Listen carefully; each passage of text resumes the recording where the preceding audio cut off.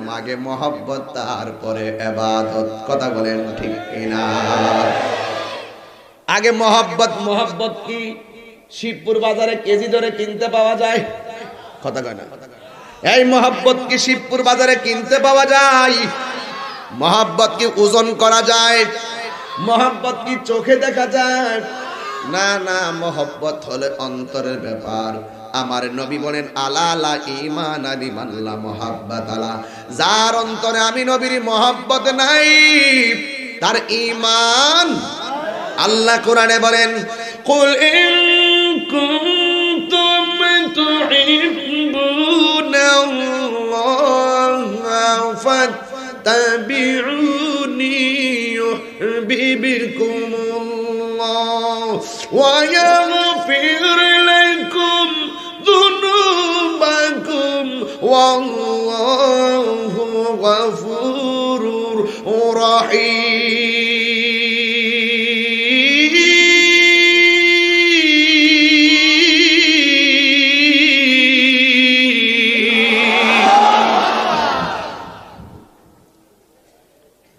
ঘোষণাকার, এই জোরে বলো ঘোষণাকার।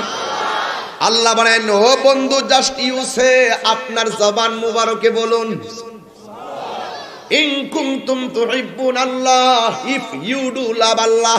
ও বন্ধু আপনি বলে দেন তারা যদি আমি আল্লাহকে ভালোবাসতে চাই তারা যেন আপনি নবীকে অনুসরণ করে। আমার নবী বলেন ফাত্তাবিউনি, আমাকে ফলো করো, ফলো মি, আমাকে অনুসরণ করো। আর আমাকে যদি তোমরা অনুসরণ করো আল্লাহ ওয়াদা করেছেন ইউহিব্বুকুমুল্লাহ, আল্লাহ রাব্বুল আলামিন তোমাদেরকে ভালোবাসবে। আমরা একজন আরেকজনের ভালোবাসলে কত ডায়েরি উপহার দেই। আল্লাহরে জিজ্ঞেস করি আল্লাহ তোমার বন্ধুরে ভালোবাসলে তুমি আমরারে ভালোবাসবা। আমরা তো তোমাকে ভালোবাসি আল্লাহ আল্লাহ আল্লাহ আল্লাহ জিকিরের মাধ্যমে, আমরা তো তোমাকে ভালোবাসি নামাজের মাধ্যমে, আমরা তো তোমাকে ভালোবাসি রোজার মাধ্যমে, আমরা তো ভালোবাসি তোমাকে তোমার নামের 300 জিকিরের মাধ্যমে, আমরা তো ভালোবাসি 99 সিফতি নামের নাম নিয়ে। ও আল্লাহ তুমি যে আমরারে ভালোবাসবা, কেমন করে আমরারে ভালোবাসবা?